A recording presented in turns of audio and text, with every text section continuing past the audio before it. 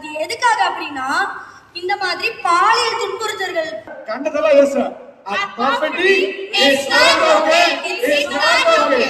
கண்ணனே நானே தானனே நானே கண்ணனே நானே தானனே நானே கண்ணனே நானே தானனே நானே கண்ணனே நானே தானனே நானே